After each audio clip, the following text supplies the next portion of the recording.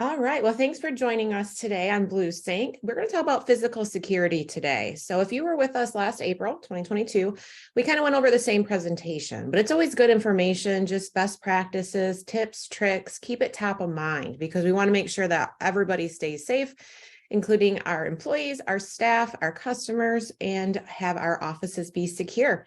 So as always, we will go ahead and keep you on mute, but if you have any questions or comments, feel free to unmute or type them in the chat box.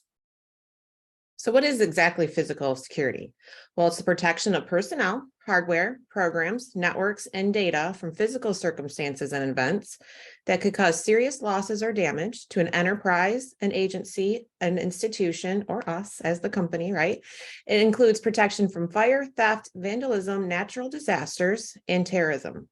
We all know in Florida right now, unfortunately, a few days ago, we are now in hurricane season again. So again, making sure that we pay attention to these things is vitally important. It's crucial to any office or facility. And we have lots of offices, right? Just around 90. So that's a lot of places that we need to keep safe. So safeguard and protect against damage, loss, theft.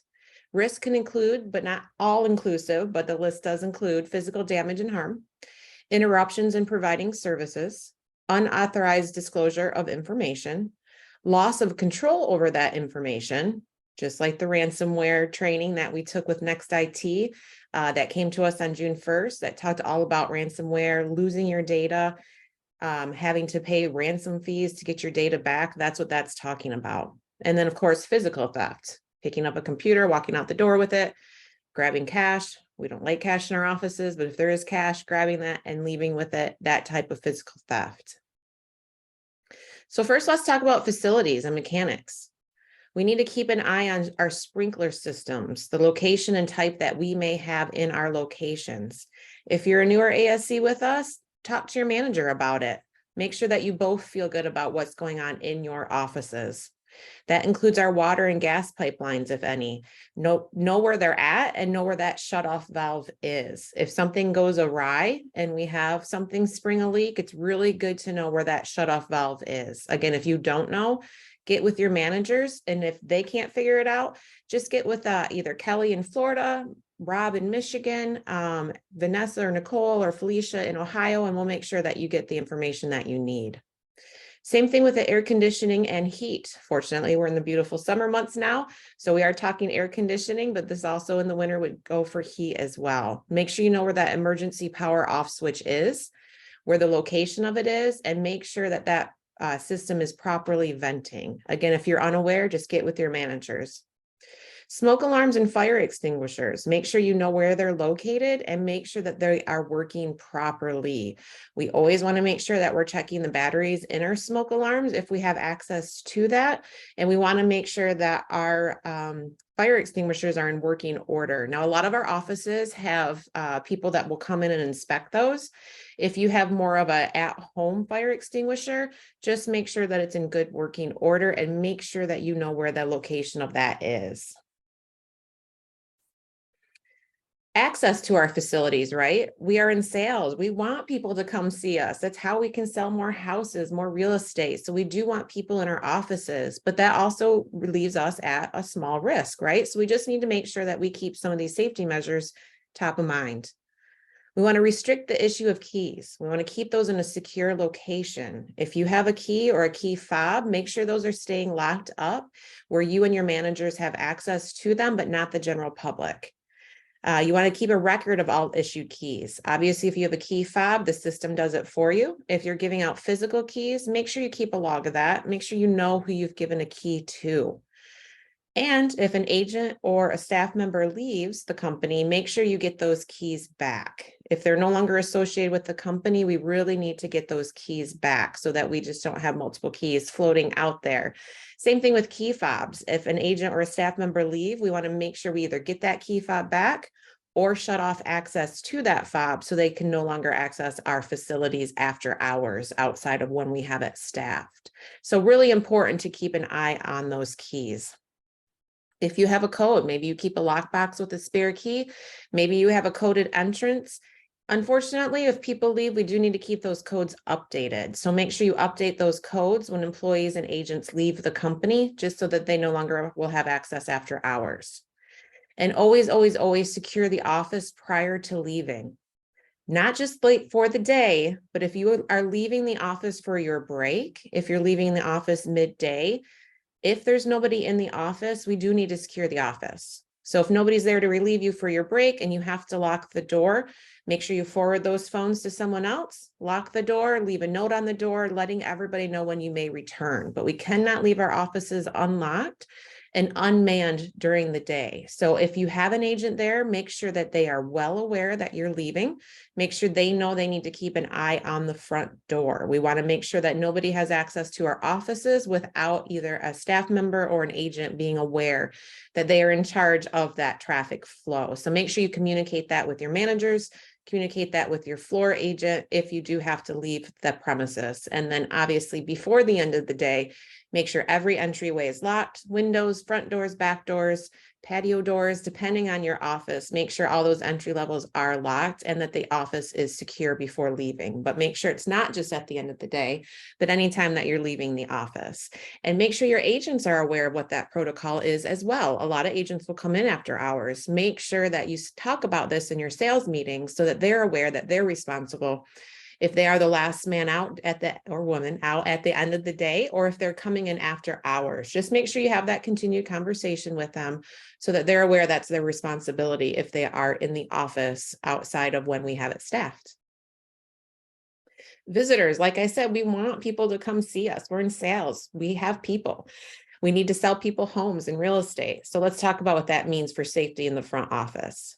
You want to recognize visitors upon their arrival and make them comfortable. Greet them. Good morning, good afternoon, happy Tuesday, happy Thursday, whatever it might be. Just make sure that you are greeting them. Make sure you give them eye contact as well. Very important to greet them, give them eye contact, make them feel comfortable. Identify the type of visitor are they there for a closing? Are they there to meet an agent? Are they a vendor trying to sell us something? Or maybe they're part of our JVs with Coast One Mortgage or Coast One Title or Woodland Title. Make sure that you identify the type of visitor they are. Some offices have visitor sign-in. If you have a smaller office and you basically know everybody that's in the office at any given time, probably not a big deal. If you're in a bigger office with multiple floors or people have a tendency to be able to be in there without your knowledge, a visitor sign-in is just fine. Have them sign in, have them notate who they're there to see. And then when they leave, you can go ahead and mark that they have gone. Once somebody comes in, make sure you notify that host being the agent, the title company, our mortgage loan officer, perhaps, whoever that visitor is there to see, make sure you let them know. And then, like I mentioned, when they do leave, if you're keeping that log, make sure you check them out. And you can maintain that visitor log just so that everybody is aware of who has been in and out of the office that day. So sometimes people get a little emotional over real estate, right? It's the biggest transaction most people will do in their lifetime. So tensions can get a little high, emotions can be a little high. So sometimes when people come in and they're not overly happy, of course, always get your manager, always get another agent. You do not have to go this alone, but if you are alone or if you're not necessarily available to get somebody else to help, here's some de-escalation techniques. Avoid reacting to their negative behavior, right? Your first initial reaction is to sometimes reciprocate what is being thrown at you, but just avoid that negative behavior. Keep it super positive. Keep that smile on your face. Don't take it personally. They're not there to attack you. They're just emotional and they have some tension or some stress perhaps over a transaction. So don't take it personally. When you don't take it personally, it's much, much easier not to react at the same emotion that they have. So you can show empathy. You don't have to apologize, but you can apologize that they're going through that. You don't have to say, I'm sorry I screwed up, because you most likely you didn't. But you can say, I understand that you're frustrated. I'm sorry you're frustrated. And you can show empathy and reframe their statements. I understand that you need to talk to an agent because you're unhappy with your transaction. Just reframe what they're saying to you. That makes them understand that you understand them and that you are there to help and not make the situation worse, but make it much, much better.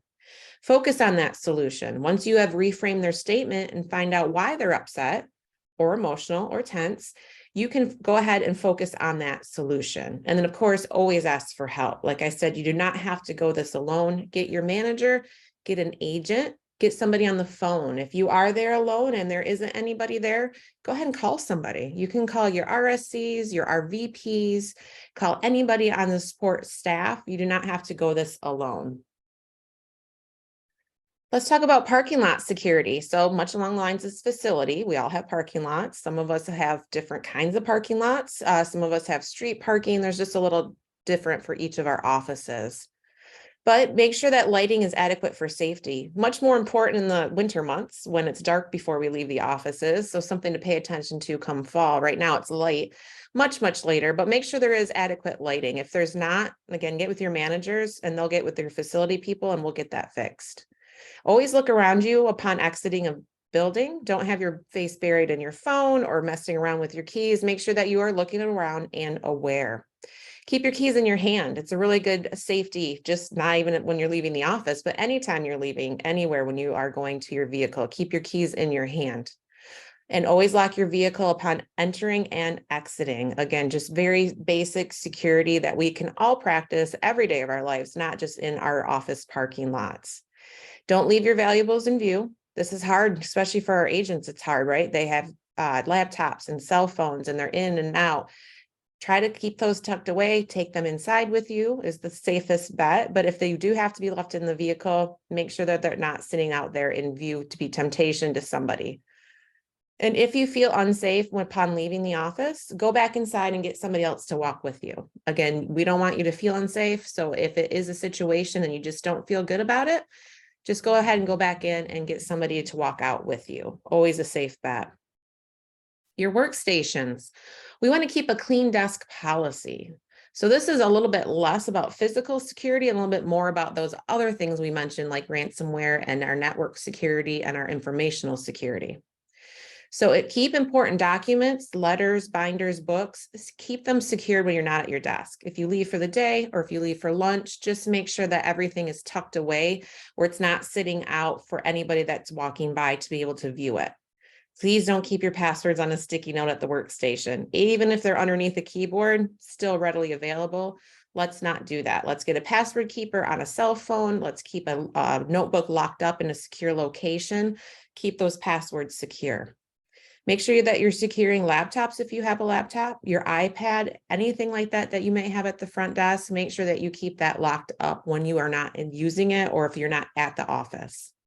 Log out of your office computer when you're not using it. Again, leave for lunch, leave for the day, go ahead and log out of your computer so nobody else can just sit down and start operating all of our networks, our data, your email, that type of thing. And we want to make sure that we shred or secure any documents with sensitive information after use.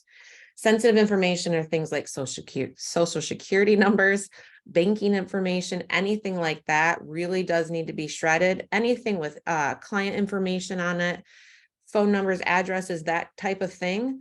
We can just go ahead and make sure that we are getting rid of that document, but not necessarily having to shred it, tear it up, throw it away. But anything with that sensitive social security numbers, banking information, all of that does need to be shredded. If you're not sure what to do with documents, just reach out to your manager and they'll give you good direction. And as always, our favorite topic, passwords. Password best practices. Never give your password to others. And I know I'm guilty of this. I've probably asked some of you for your passwords once upon a time to help you tech support, but definitely make sure that you're not giving out your passwords. We're so much far advanced now with screen share and other ways to give tech support that we don't need to be giving out our passwords. Use different passwords for different accounts. I know this is tough. We all want to use the same password because we can remember it. It's easy to type. We're good to go, but try to avoid that. Even if you're giving it a different number or some kind of different symbols, make sure you're using different passwords for different accounts. And all of our favorite multi-factor authentication, whether it's an SMS text or an authenticator like Google, Okta, whatever it might be, anything that's two-factor is going to be much more secure. And length trumps complexity. So the longer the password, the safer it is. If you have a short password and you use an ampersand for an A, or you're using a 5 for an S, but it's short, that is less secure than a lengthy password. So again, the longer, the better. And make passwords that are hard to guess, but easy for you to remember. Pets' names, kids' names, I know they make it easy, but don't do that because we like to share our lives with each other, right? We have social media, our kids' names, our pets' names, our spouses' names, our hometown names. Those are out there in social media land and as we network personally. So make it easy to remember for you, but not something others that could guess. Complexity still does count, by the way. Longevity or the length of it is important and more secure, but complex is just as important when it comes to having your passwords be secure. So it is important, but again, longer is better. And use a password manager, right? We all have hundreds of passwords that we have to remember. So you can use a password manager. There's a lot of apps that you can have on your cell phone. You can use your Google browser. There's things like 1Password. There's a lot of different opportunities to save our passwords securely, but securely is the key there. So right at the 15-minute mark, what questions or comments do you guys have? Feel free to unmute or type them in the chat box.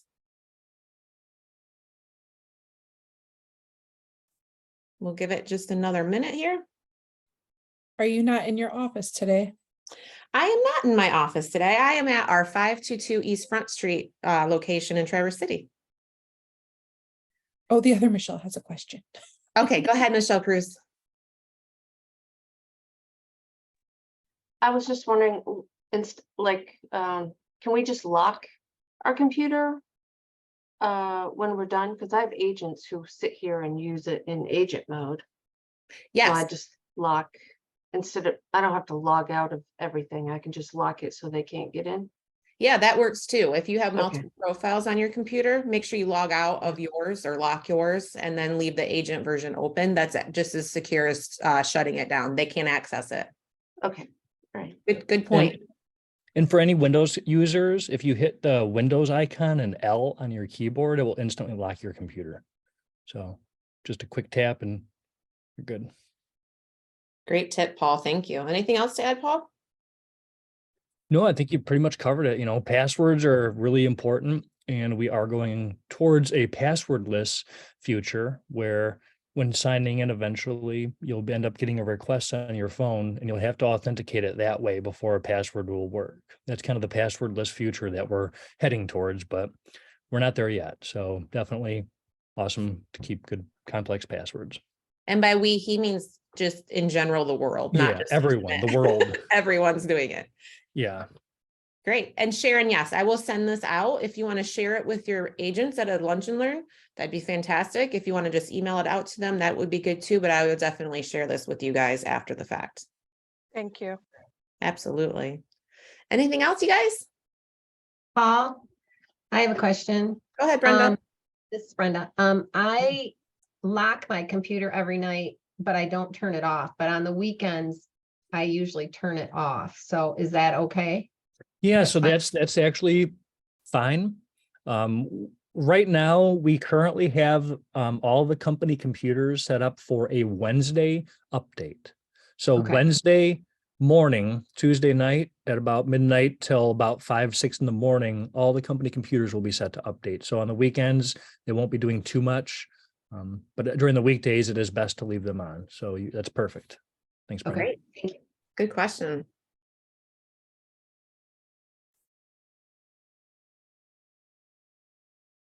Anything else? Paul, I have a question. Go ahead, Sharon. Okay, I know the difference between sign off and shut down. So to just go back on what you said for Wednesdays, if we sign out, close everything and sign out, still leave the computer on. Don't shut down. Yep. Okay. That's perfect. Okay. Thank you. Thank you. Good question. Great. Anything else? Well, as always, if you have questions after the fact, always reach out to your managers. Paul's around. You can always ask me. I might not know the answer, but I can get to Paul and get you the answer. So we'll just all stay safe and secure together. Well, thank you guys for your time today. I truly appreciate it. Bye now. Thank you.